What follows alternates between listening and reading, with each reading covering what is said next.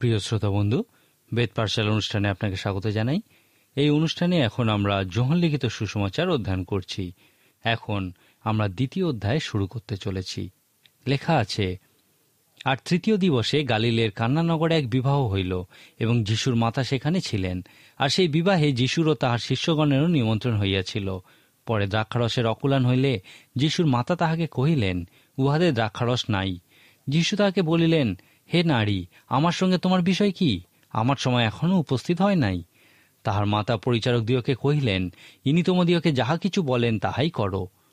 সেখানে যিহুদীদের সূচীকরণ রীতি অনুসারে পাথরের 6টা জ্বালা বসানো ছিল, তার এক একটাতে 2-3 মণ করিয়া জল ধরিত। যিশু তাহাদিওকে বলিলেন, ওই সকল জ্বালায় জল পূর্ণ করো। তাহারা সেগুলি কানায় কানায় পূর্ণ করিল। পরে তিনি তাহাদিওকে বলিলেন, এখন উহা হইতে কিছু তুলিয়া ভোজাদক্ষের নিকটে লইয়া যাও। তাহারা লইয়া গেল। ভোজাদক্ষ যখন সেই জল যা দ্রাক্ষারস হইয়া গিয়াছিল আস্বাদন করিলেন, আর তাহা কোথা হইতে আসিল তাহা জানিতেন না, কিন্তু যে পরিচারকেরা জল তুলিয়াছিল তাহারা জানিত। তখন ভোজাদক্ষ বরকে ডাকিয়া কহিলেন, সকল লোকেই প্রথমে উত্তম দ্রাক্ষারস পরিবেশন করে, এবং যথেষ্ট পান করা হইলে পর তাহা অপেক্ষা কিছু মন্দ পরিবেশন করে। তুমি উত্তম দ্রাক্ষারস এখন পর্যন্ত রাখিয়াছ। এইরূপে যীশু গালিলের কান্নাতে এই প্রথম চিহ্নকার্য সাধন করিলেন, নিজ মহিমা প্রকাশ করিলেন, আর তাহার শিষ্যেরা তাহাতে বিশ্বাস করিলেন। সাধু যোহন এই সুসমাচার লেখার উদ্দেশ্যরূপে বলেছেন যে তিনি আমাদেরকে যীশুখ্রিস্টের সমস্ত অলৌকিক কাজ সম্পর্কে বলবেন, কারণ তিনি বিশ্বাস করেন যে যদি তিনি আমাদেরকে এই সমস্ত বিষয় জানাতে পারেন, তাহলে তা আমাদেরকে এই বিষয়ে নিশ্চিত হতে সাহায্য করবে যে যিশুই হলেন খ্রিস্ট, ঈশ্বরের পুত্র। সাধু যোহন চান যেন আমরা ইহা বিশ্বাস করি, কারণ যদি আমরা ইহা বিশ্বাস করি তাহলে আমরা অনন্ত জীবন লাভ করব। ইহা খুবই আকর্ষণীয় যে সাধু যোহন এই সুসমাচার লেখার উদ্দেশ্য ব্যক্ত করার পরই যীশুখ্রিস্ট কোনো একটি বিয়েবাড়িতে যান, এবং সেখানে যখন দ্রাক্ষারস কম পড়ে তখন তিনি জলকে অলৌকিকভাবে দ্রাক্ষারসে পরিপূর্ণ করেন। কোনো একজন প্রচারক বলেছিলেন যে প্রথম জীবনে তিনি কিছুতেই বুঝতে পারতেন না যে কেন যীশুখ্রিস্ট জলকে দ্রাক্ষারসে পরিণত করেছিলেন, কারণ বলা হয় নেশাগ্রস্ত হওয়া উচিত নয়। তারপর তিনি দেখেছিলেন, লেখা আছে, যিশু নিজ মহিমা প্রকাশ করিলেন, আর তাহার শিষ্যরা তাহাতে বিশ্বাস করিলেন। আমাদের কিছু কিছু নিয়ম আছে যাকে প্রকৃতই ভৌগোলিক পবিত্রতা বলা যায়, এবং এইগুলি বিভিন্ন জায়গায় বিভিন্নভাবে পরিবর্তিত হয়। পৃথিবীর বিভিন্ন প্রান্তে মানুষের দ্রাক্ষারস গ্রহণ করার বিষয়ে ভিন্ন ভিন্ন বিন্দুতে অবস্থান করে। বিভিন্ন মানুষ এই বিষয়টি নিয়ে প্রচুর দ্বিধাদ্বন্দ্বে ভোগেন। আসুন আমরা এই সাধু যোহন লিখিত সুসমাচারের দ্বিতীয় অধ্যায়ে আমাদের সমস্ত ভৌগোলিক পবিত্রতা ত্যাগ করি এবং যীশু খ্রিস্টের এই প্রথম চিহ্নের বিষয়ে ধ্যান করি। সাধু যোহন আমাদেরকে এখানে কি দেখাতে চান? আসুন আমরা এখন সেই নিগুড় অর্থের বিষয়ে দেখি। আমরা জানি পবিত্র শাস্ত্রের দ্রাক্ষারসকে আনন্দের প্রতীক রূপে বর্ণনা করা হয়েছে। আমি বিশ্বাস করি যে এই অলৌকিক কাজটি আক্ষরিক অর্থে সত্য হওয়ার সাথে সাথে ইহার একটি রূপক অর্থও আছে। প্রথমত, সাধু যোহন যা বলতে যাচ্ছেন, এই অলৌকিক কাজটি রূপক অর্থে সেই বিষয়টিই বলে। সাধু যোহন বলেছেন, তিনি আমাদেরকে বলবেন যে মানুষ যখন যীশু খ্রিস্টের প্রতি যথার্থভাবে সাড়া দেয় তারা নতুন জন্ম প্রাপ্ত হয়। জলকে দ্রাক্ষারসে পরিণত করার এই অলৌকিক কাজটি রূপক অর্থে নতুন জন্মের বিষয় বলে। এই নতুন জন্ম লাভ করার প্রথম ধাপের চিত্র আমরা মরিয়মের কথার মধ্যে দেখতে পাই, যখন তিনি এসে যীশুখ্রিস্টকে বলেছিলেন উহাদের দ্রাক্ষারস নাই। রূপক অর্থে তিনি বলেছিলেন যে তাদের প্রকৃতপক্ষে কোনো আনন্দ বা খুশি নেই। আপনি যদি ঈশ্বরের সেই লোকেদের তৎকালীন ইতিহাস জেনে থাকেন, তাহলে আপনি নিশ্চয়ই জানেন যে তাদের প্রকৃতই কোনো আনন্দ ছিল না। এই বিষয়টি আমাদের বলে যে নতুন জন্ম লাভ করার প্রথম ধাপ হল স্বীকার করা যে আমি বা আপনি নতুন জন্ম প্রাপ্ত নই। বাইবেল নতুন জন্মপ্রাপ্ত মানুষের বিবরণ দিয়ে বলে, কেহ যদি খ্রিস্টে থাকে তবে নতুন সৃষ্টি হইল, পুরাতন বিষয়গুলি অতীত হইয়াছে, দেখো সেগুলি নতুন হইয়া উঠিয়াছে। নতুন জন্ম লাভ করার প্রথম ধাপ হল আপনাকে অবশ্যই নতুন জন্ম প্রাপ্ত হতে হবে। রূপক অর্থে এই নতুন জন্মের দ্বিতীয় ধাপটি দেখি, যেখানে যীশুখ্রিস্ট সেই দাসদের বলেছিলেন, ওই সকল জ্বালায় জল পূর্ণ করো। পবিত্র শাস্ত্রে জলকে পবিত্র শাস্ত্রেরই প্রতীক রূপে বর্ণনা করা হয়। অর্থাৎ নতুন জন্ম লাভ করার দ্বিতীয় ধাপ হল আপনি পবিত্র শাস্ত্রে নিজেকে পূর্ণ করুন। প্রায়শই পবিত্র শাস্ত্রই হল নতুন জন্মে দেওয়ার ক্ষেত্রে ঈশ্বরের বাহন। সাধু পিতর তার প্রথম পত্রের প্রথম অধ্যায়ে বলেছেন যে এই আত্মিক জন্ম হল শারীরিক জন্মের মতোই, যেখানে বীর্য হল ঈশ্বরের বাক্য। সাধু পৌল বলেছিলেন, বিশ্বাস ঈশ্বরের বাক্য শ্রবণের মধ্যে দিয়েই আসে। মানুষ যখন ঈশ্বরের বাক্য দ্বারা পূর্ণ হয়, তারা নতুন জন্ম লাভ করে, কারণ এই বাক্যই হল সেই বীর্য যা নতুন জন্ম দেয়। অতএব আপনার হৃদয়, মন, প্রাণ পবিত্র শাস্ত্রের দ্বারা পূর্ণ করুন। রূপক অর্থে এই নতুন জন্মের তৃতীয় ধাপটি হল, যখন আপনি বাক্য দ্বারা নিজেকে পূর্ণ করছেন, তখন ইনি তোমাদিওকে যাহা কিছু বলেন তাহাই করো। আপনি যখন পবিত্র শাস্ত্র অধ্যয়ন করবেন, তখন আবিষ্কার করবেন যে পবিত্র শাস্ত্রের সঙ্গে পরিচিত হওয়াই হল মূল বিষয় নয়, কিন্তু সেই জীবনদানকারী বিষয়টি হল পবিত্র শাস্ত্রের প্রতি বাধ্যতা। বীজবপকের দৃষ্টান্ত বলে, যখন আপনি এই বিষয়টি প্রয়োগ করবেন, তখন পবিত্র শাস্ত্র সহস্রগুণ ফল উৎপন্ন করবে। অতএব যখন আপনি শাস্ত্রবাক্যে নিজেকে পূর্ণ করছেন, যদি আপনি ঈশ্বরের নির্দেশ পান যে ইহা করো, তাহলে অবশ্যই তা সম্পন্ন করুন। এরপর এক্ষেত্রে চতুর্থ ধাপটি হল, এই তিনটি ধাপ পূর্ণ করার পর সেই দ্রাক্ষারসে পরিণত হওয়া জলের থেকে কিছুটা তুলে নিয়ে পরিবেশন করা। এখন প্রশ্ন হল, কখন এই জল দ্রাক্ষারসে পরিণত হয়েছিল? আমার মনে হয় এই অলৌকিক কাজটি তখন সম্পন্ন হয়েছিল যখন ভৃত্যেরা সেই জলকে বিশ্বাসপূর্বক দ্রাক্ষারস রূপে পরিবেশন করেছিল। রূপক অর্থে ইহা বলে যে নতুন জন্ম লাভ করার পর অন্যের সঙ্গে আপনার সম্পর্কের ক্ষেত্রে একটা পরিবর্তন আসা উচিত। আপনি যে প্রকৃতই নতুন জন্ম লাভ করেছেন তা কি আপনার স্ত্রী বা স্বামী জানেন? আপনার পিতামাতা কি জানেন, বা আপনার প্রতিবেশীরা কি জানে? তাদের অবশ্যই জানা উচিত, কারণ ইহা তাদের সঙ্গে আপনার সম্পর্কের ক্ষেত্রে একটা বিরাট পরিবর্তন সাধন করে। সুতরাং এই মহান অলৌকিক কাজটি রূপক অর্থে সেই বিষয় প্রকাশ করে যা সাধুজন বলতে চেয়েছেন, যে মানুষ যখন যীশু খ্রিস্টের প্রতি প্রকৃতই যথার্থভাবে সাড়া দেয়, তখন সে নতুন জন্ম লাভ করে। এই মহান অলৌকিক কাজটি রূপক অর্থে পুনরুজ্জীবনের বিষয়ে বর্ণনা করে। একবার নতুন জন্ম লাভ করার পর বারবার এই অভিজ্ঞতা লাভ করার প্রয়োজন হয় না, কিন্তু তার নবীকরণের প্রয়োজন হয়। এই নবীকরণের ক্ষেত্রে আপনি একটা সূত্র ব্যবহার করতে পারেন, যার প্রথম ধাপ হল, স্বীকার করুন আপনার জীবনে কোনো আনন্দ নেই, খুশি নেই। তারপর দ্বিতীয় ধাপ হল, ঈশ্বরের বাক্য দ্বারা নিজেকে পূর্ণ করুন। যখন আপনি ইহা করবেন, তখন ঈশ্বরের কথা শোনার চেষ্টা করুন, কারণ হয়তো তিনি কোথাও তার আঙ্গুল নির্দেশ করে বলছেন ইহা করো বা ইহা করো না। ঈশ্বর আপনাকে যাই বলুন না কেন, তার প্রতি বাধ্য হন, এবং তারপর আপনি আবিষ্কার করবেন যে আপনার জীবনে সেই পুনরুজ্জীবন এসেছে। এরপর চতুর্থ ধাপ হল, আপনাকে অন্যের জীবনে আশীর্বাদ স্বরূপ ব্যবহার করার জন্য ঈশ্বরের কাছে যাচনা করা। যখন আপনি এই চারটি ধাপ গ্রহণ করবেন, তখন আবিষ্কার করবেন যে খ্রিস্টেতে আপনি পুনরুজ্জীবন লাভ করেছেন। ঈশ্বর খুবই সাধারণ কিছু থেকে অসাধারণ কাজ করেছেন। তিনি সর্বদা এই মতো কাজ করতেই ভালোবাসেন।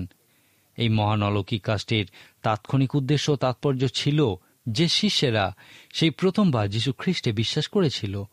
যখন তারা খ্রিস্টের সঙ্গে মিলিত হয়েছিল এবং প্রশ্ন করেছিল, আপনি কোথায় থাকেন?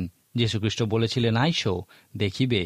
এখানে এক অর্থে বলা যায়, শিষ্যেরা পুরোপুরি বিশ্বাস করেনি। তাদের কাছে বিশ্বাস কি, সেই বিষয়ের অবিরত প্রকাশ হওয়ার প্রয়োজন ছিল। তারপর দেখি যে তারা এই জলকে দ্রাক্ষারসে পরিণত হওয়ার ঘটনা দেখে প্রকৃতই বিশ্বাস করেছিল। যোহন 2 অধ্যায়ে আমরা বিশ্বাসের আরেকটি উদাহরণ আবিষ্কার করি। লেখা আছে, তিনি নিস্তার পর্বের সময় যখন জেরুসালেমে ছিলেন, তখন যে সকল চিহ্নকার্য সাধন করিলেন, তাহা দেখিয়া অনেকে তাহার নামে বিশ্বাস করিল। কিন্তু যীশু আপনি তাহাদের উপরে আপনার সম্বন্ধে বিশ্বাস করিলেন না, কারণ তিনি সকলকে জানিতেন, এবং কেহ যে মানুষের বিষয়ে সাক্ষ্য দেয়, ইহাতে তাহার প্রয়োজন ছিল না, কেননা মনুষ্যের অন্তরে কি আছে তাহা তিনি আপনি জানিতেন।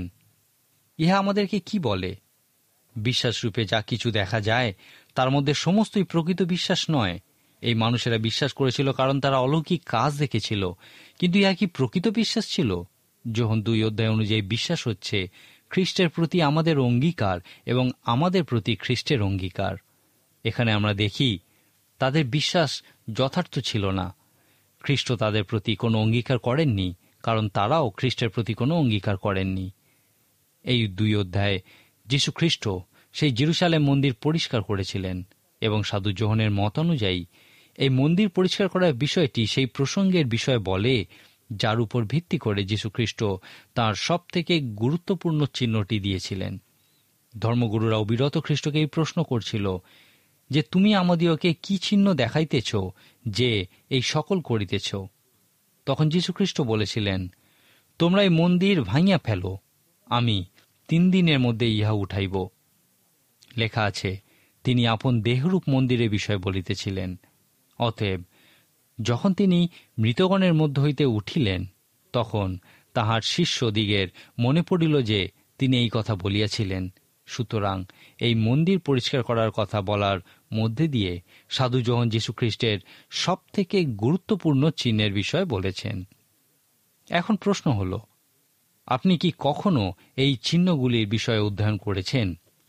এই সব থেকে গুরুত্বপূর্ণ চিহ্নটি কি আপনি বিশ্বাস করেন?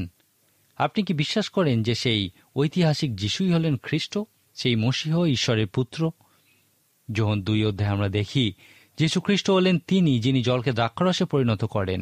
আপনি যীশুখ্রিস্টের কাছে আপনার যে কোনো সমস্যা নিয়ে আসতে পারেন, যা সেই জলের মতো। তিনি সেই জলকে দ্রাক্ষারসে পরিণত করবেন। এই অলৌকিক ঘটনাটির বিভিন্ন আবেদন থাকতে পারে। একজন বিখ্যাত প্রচারক বলেছিলেন, মাঝে মাঝে প্রচার করার সময় তার এই প্রচারকে জলের মতোই মনে হতো, কিন্তু ঈশ্বর তাকে বলতেন, তুমি প্রচার করো, আমি আমার কাজ করছি, এবং সেই জল দ্রাক্ষারসে পরিণত হতো। অর্থাৎ ঈশ্বর পবিত্র আত্মা দ্বারা সেখানে উপস্থিত প্রত্যেককে স্পর্শ করতেন। তিনি বলেছিলেন, শুধুমাত্র বাধ্য হন এবং তার প্রতি বিশ্বাসে স্থির থাকুন, তিনি আপনার জলকে দ্রাক্ষারসে পরিণত করবেন। অনেকেই তাদের জীবনে এই সত্যের অভিজ্ঞতা লাভ করেছেন। এরপর দেখি এই 2 অধ্যায়ে বিশ্বাস হল নতুন জন্মে সেই ধাপগুলি অনুসরণ করা। প্রথমত ঈশ্বরের সঙ্গে সৎ থাকুন এবং স্বীকার করুন আপনি এখনও নতুন জন্ম প্রাপ্ত হননি এবং আপনার কোনো আনন্দ নেই এবং আপনার পুনরুজ্জীবন লাভ করার প্রয়োজন। তারপর নিজেকে ঈশ্বরের বাক্যে পূর্ণ করুন। পবিত্র শাস্ত্র অধ্যয়নে বেশি সময় ব্যয় করুন। এই সময় ঈশ্বর আপনাকে যা করতে বলেন তা করুন এবং তারপর তা অন্যের সঙ্গেও ভাগ করে নিন। এই বিষয়গুলি বিশ্বাস কি তা ব্যাখ্যা করে। আপনার জলরূপী সাধারণ জীবনকে দ্রাক্ষারসরূপী অসাধারণ জীবনে পরিণত করার জন্য আজকেই ঈশ্বরের প্রতি বিশ্বাস করুন ও তার বাধ্য হন। এখন প্রশ্ন হলো, জীবন কি? সাধু যোহন বলেছেন, জীবন হলো নতুন জন্ম প্রাপ্ত হওয়া। জীবন হলো আপনার জলকে দ্রাক্ষারসে পরিণত করার অভিজ্ঞতা লাভ করা। জীবন হলো এই বিষয়ে জানা যে আপনি খ্রিস্টের সঙ্গে একটা সহভাগিতায় প্রবেশ করেছেন, যেখানে তার প্রতি আপনি একটা অঙ্গীকার করেছেন এবং তিনিও আপনার প্রতি একটা অঙ্গীকার করেছেন। আপনি কি বিশ্বাস করেন যীশুখ্রিস্ট আপনার সাধারণ জীবনকে একটা অসাধারণ কিছুতে পরিণত করতে পারেন? আপনি কি খ্রিস্টের উপরে বিশ্বাস স্থাপন করার মধ্যে দিয়ে নিজেকে পুনরুজ্জীবিত করেছেন? এখন আমি আপনাকে প্রশ্ন করতে চাই যে জীবন কি? সাধু যোহন যাকে অনন্ত জীবন বলেছেন, আপনি কি জীবনে সেই গুণগত মান লাভ করেছেন? আপনি কি সাধু যোহন যীশুখ্রিস্টের দেওয়া যে সমস্ত চিহ্ন অলৌকিক কাজের বিষয়ে বলেছেন তা অধ্যয়ন করেছেন? এবং এই সমস্ত চিহ্ন কার্য অধ্যয়ন করার পর আপনি কি বিশ্বাস করেন যীশুখ্রিস্টই মসীহ? সাধু যোহনের মত অনুযায়ী ইহাই হল অনন্ত জীবন লাভ করার পক্ষে সব থেকে প্রয়োজনীয় বিষয়। অন্য কথায় বলা যায়, আপনি কি যোহন লিখিত সুসমাচারের 20 অধ্যায় 30-31 পদে সাধু যোহন এই সুসমাচার লেখার যে উদ্দেশ্যের বিষয়ে বলেছেন আপনার ব্যক্তিগত জীবনে প্রয়োগ করেছেন? সম্ভবত এই বিষয়টাই এই মুহূর্তে চিন্তা ভাবনার জন্য সব থেকে গুরুত্বপূর্ণ। এখন আমরা সাধু যোহন লিখিত সুসমাচারের 3 অধ্যায়ে এসে উপস্থিত হয়েছি। সম্ভবত এই অধ্যায়টি এই সুসমাচারের সব থেকে পরিচিত অধ্যায়, যেখানে যীশুখ্রিস্ট নিকোদিম নামক একজন ধর্মগুরুর সঙ্গে কথা বলছিলেন। এই অধ্যায়টির প্রসঙ্গ দেখুন এবং উপলব্ধি করুন, যেখানে সাধু যোহন যা বলছেন সেই বিষয়ে তিনি প্রথম ও দ্বিতীয় অধ্যায়ে বলেছেন। প্রথম অধ্যায়ে তিনি বলেছেন, আমি তোমাদেরকে এই বিষয়ে বলতে যাচ্ছি যে মানুষ যখন যীশুখ্রিস্টকে বিশ্বাস করে তারা নতুন জন্ম প্রাপ্ত হয়। দ্বিতীয় অধ্যায়ের রূপক অর্থে জলকে দ্রাক্ষারসে পরিণত করার ঘটনা বর্ণনার মধ্যে দিয়ে সাধু যোহন নতুন জন্মের বিবরণ দিয়েছেন। এরপর 3, 4 এবং 5 অধ্যায়ে সাধু যোহন সেই সমস্ত মানুষের উদাহরণ দিয়েছেন যারা নতুন জন্ম লাভ করেছে। প্রথমেই আমরা সেই নিকোদিমের বিষয় দেখি, যিনি ধর্মগুরু রূপে খুবই পরিচিত ও বিখ্যাত ছিলেন।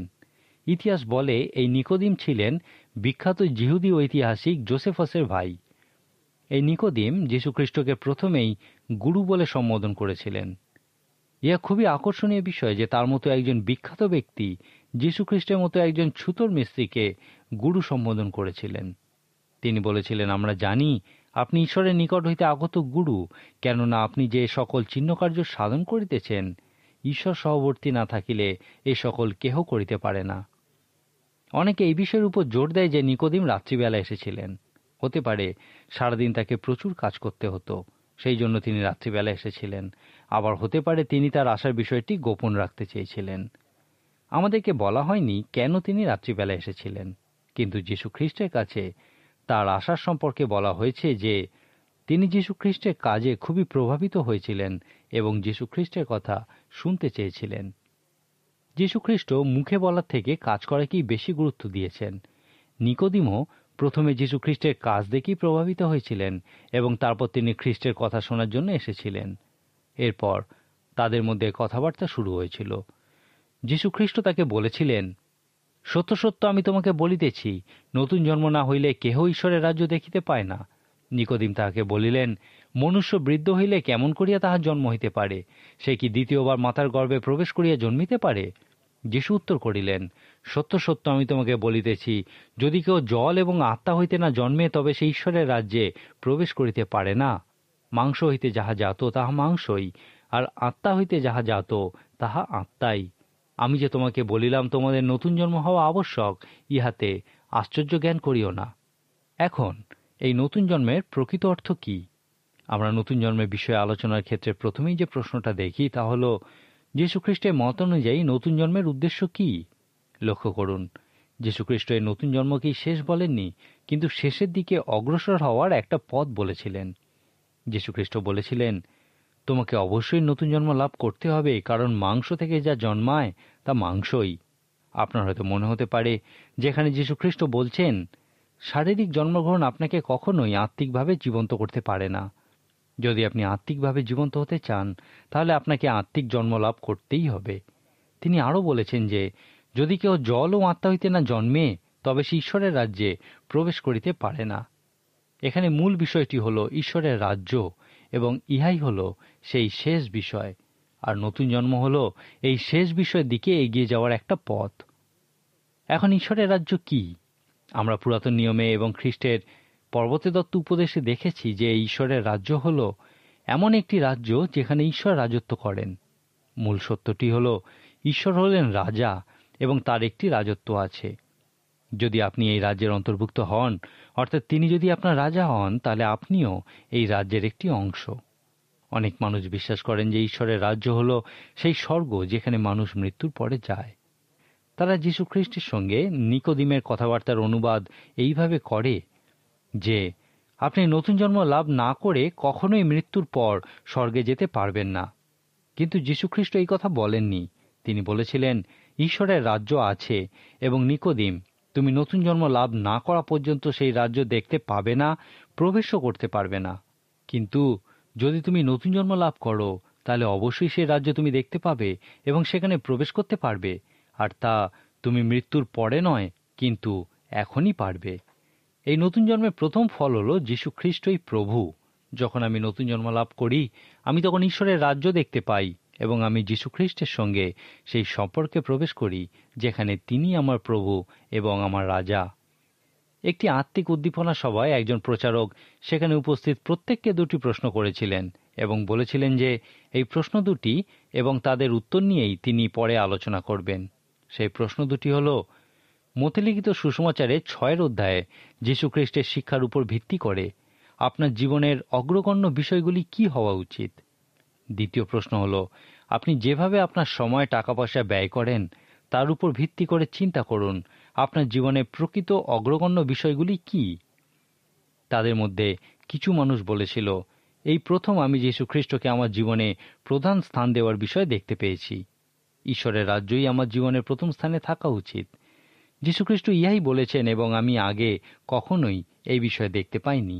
এরপর দ্বিতীয় প্রশ্নের উত্তরে তারা বলেছিল, আমার জীবনে আমাকে, আমার স্ত্রী বা স্বামীকে এবং আমার সন্তানদের ও আমাদের সুরক্ষাকে আমি সব থেকে গুরুত্বপূর্ণ বলে মনে করি। এরপর সেই প্রচারক তাদেরকে যোহন 3 অধ্যায় থেকে বলেছিলেন, তোমরা নতুন জন্ম লাভ করার পর যীশু খ্রিস্ট বলেছেন তোমরা দেখবে যে তিনি তোমাদের রাজা হতে চান। যখন তোমরা নতুন জন্ম লাভ করবে, তোমরা ঈশ্বরের সঙ্গে সেই সম্পর্কে প্রবেশ করবে যেখানে তিনি তোমার রাজা।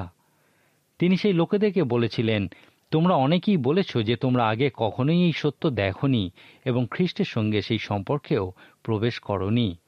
কিন্তু এই বিষয়গুলিই হল নতুন জন্ম লাভ করার প্রথম প্রমাণ। এখন এই সত্য স্বীকার করার পর তোমরা যে নতুন জন্ম লাভ করেছ, এই বিষয়টি দাবি করার কোনো অধিকার কি তোমাদের আছে? যে ব্যক্তি নতুন জন্ম লাভ করে সে সেই সত্য দেখে যে ঈশ্বর আমার রাজা এবং আমি তার প্রজা। সেই ঈশ্বরের সঙ্গে সেই সম্পর্কে প্রবেশ করে যেখানে ঈশ্বর তার রাজা। যীশুখ্রিস্ট নিকোদিমকে এই কথাই বলেছিলেন। নিকোদিম এই সময় দুবার একই প্রশ্ন করেছিল। সে বলেছিল, মনুষ্য বৃদ্ধ হইলে কেমন করিয়া তাহার জন্ম হইতে পারে? সে কি দ্বিতীয়বার মাতার গর্ভে প্রবেশ করিয়া জন্মিতে পারে? নিকোদিম যীশুখ্রিস্টের কথার আক্ষরিকভাবে নিয়েছিল। সেই জন্যই যীশুখ্রিস্ট তাকে বলেছিলেন, তুমি ইসরায়েলের গুরু আর এ সকল বুঝিতেছ না? আমি পার্থিব বিষয়ের কথা কহিলে তোমরা যদি বিশ্বাস না করো, তবে স্বর্গীয় বিষয়ের কথা কহিলে কেমন করিয়া বিশ্বাস করিবে? আর স্বর্গে কেহ ওঠে নাই, কেবল যিনি স্বর্গ হইতে নামিয়াছেন, সেই মনুষ্যপুত্র যিনি স্বর্গে থাকেন। এরপর যীশুখ্রিস্ট নিকোদিমকে পুরাতন নিয়মের গণনা পুস্তক থেকে একটি ঘটনা স্মরণ করিয়ে দিয়ে বলেছিলেন, আর মসি যেমন প্রান্তরে সেই সর্পকে উচ্চে উঠাইয়াছিলেন, সেই রূপে মনুষ্যপুত্রকেও উচ্চীকৃত হইতে হইবে, যেন যে কেহ তাতে বিশ্বাস করে সে অনন্ত জীবন পায়। যীশুখ্রিস্ট বলেছিলেন, নিকোদিম, মনে রাখো, সেই দিন সেই পিতলের তৈরি সাপকে দেখে মানুষ যেমন সাপের কামড়ে মৃত্যুর হাত থেকে রক্ষা পেয়েছিল, সেইভাবে আমাকেও একদিন ক্রুশীয় মৃত্যু বরণ করতে হবে। ক্রুশের উপরে আমাকে উচ্চীকৃত হতে হবে, কারণ আমি ঈশ্বরের একমাত্র সন্তান, একমাত্র সমাধান ও পরিত্রাতা। আমাকে এই ক্রুশের উপরে উচ্চীকৃত হতেই হবে। আর যখন লোকে বিশ্বাসের সঙ্গে আমাকে ক্রুশে বিদ্ধ অবস্থায় দেখবে, তারা তাদের পাপ সংক্রান্ত সমস্যা থেকে মুক্তি পাবে। যেমন সেই পিতলের সাপকে দেখে সাপে কাটা মানুষেরা বিশ্বাসে সুস্থ হয়েছিল, তারা অনন্ত জীবন লাভ করবে। নতুন জন্মের বিষয়ে নিকোদিমের প্রশ্নের উত্তর যীশুখ্রিস্ট এইভাবেই দিয়েছিলেন। নিকোদিমের প্রশ্নের উত্তর যীশুখ্রিস্ট মাত্র একটি শব্দের মধ্যে দিয়ে দিয়েছিলেন। সেই উত্তর ছিল বিশ্বাস। এই বিশ্বাস করা বলতে কি বোঝায়? সাধু যোহন তার সুসমাচারে একের পর এক অধ্যায় আমাদেরকে বলেছেন এবং দেখিয়েছেন যে বিশ্বাসের অর্থ কি। সেই লোকেরা যেমন সেই পিতলের সাপের দিকে তাকিয়ে সাপের কামড়ে মৃত্যুর হাত থেকে রক্ষা পেয়েছিল, তেমনি যদি আপনিও সরল বিশ্বাসে ক্রুশারোপিত খ্রিস্টের দিকে তাকিয়ে ঈশ্বরকে বলেন, ঈশ্বর, আমি বিশ্বাস করি যে খ্রিস্টই হলেন তোমার একমাত্র পুত্র, একমাত্র সমাধান ও একমাত্র পরিত্রাতা, তাহলে যীশুখ্রিস্ট বলেছেন যে আপনি নতুন জন্ম লাভ করবেন। নতুন জন্ম লাভ করার ক্ষেত্রে আপনাকে শুধুমাত্র এই বিষয়টাই বিশ্বাস করতে হবে। নতুন জন্মের ক্ষেত্রে ঈশ্বরের ভূমিকা আমরা কখনোই বুঝতে পারি না। শারীরিকভাবে জন্মগ্রহণের ক্ষেত্রে আমাদের শারীরিক জটিলতার কোনো বিষয় বুঝতে হয় না। যীশুখ্রিস্ট বলেছিলেন আত্মিকভাবে জন্মগ্রহণ করতেই হবে। তিনি বলছেন এক্ষেত্রে তোমাকে কিছু শর্ত পূরণ করতে হবে। এক্ষেত্রে তোমার ভূমিকা হলো বিশ্বাস করা। তারপর ঈশ্বর তার কাজ করবেন। ঈশ্বর তোমাকে নতুন জন্মের অভিজ্ঞতা লাভ করতে সাহায্য করবেন। এখন এই যোহন 3 অধ্যায়ে যীশুখ্রিস্ট কে? যীশুখ্রিস্ট ঈশ্বরের একমাত্র পুত্র, একমাত্র সমাধান এবং ঈশ্বর প্রেরিত একমাত্র পরিত্রাতা। যোহন 3 অধ্যায়ে আমরা বিশ্বাসের ক্ষেত্রে কি দেখতে পাই? এখানে বিশ্বাস হলো দেখো এবং জীবন পাও। আমরা বিভিন্ন বিখ্যাত ব্যক্তিকে এইভাবে পরিবর্তিত হতে দেখি। তারা দেখেছিল এবং বিশ্বাস করেছিল। সাধু যোহন লিখিত সুসমাচারের 3 অধ্যায়ে বিশ্বাস বলতে আমরা এই বিষয়টাই দেখতে পাই। এখন এই যোহন 3 অধ্যায়ে জীবন বলতে আমরা কি দেখতে পাই? এখানে জীবন বলতে আমরা নতুন জন্ম লাভ করা বুঝি। এখানে জীবন হলো সেই বিষয়টি দেখা যে ঈশ্বর আপনার রাজা হতে চান। এখানে জীবন হলো ঈশ্বরের সঙ্গে একটা সম্পর্কে প্রবেশ করা, যেখানে ঈশ্বর হলো আপনার রাজা। আজকেই আপনার জীবনে এই নতুন জীবনের অভিজ্ঞতা অর্জন করুন। নিকোদিমের মতো যীশুখ্রিস্টের সঙ্গে কথা বলুন এবং শুনুন তিনি বলছেন, আমাকে বিশ্বাস করো এবং অনন্ত জীবন লাভ করো। আজকের মতো তাহলে এখানেই শেষ করি। পরবর্তী অনুষ্ঠানে অবশ্যই আমাদের সঙ্গে উপস্থিত থাকুন। ঈশ্বর আপনার মঙ্গল করুন।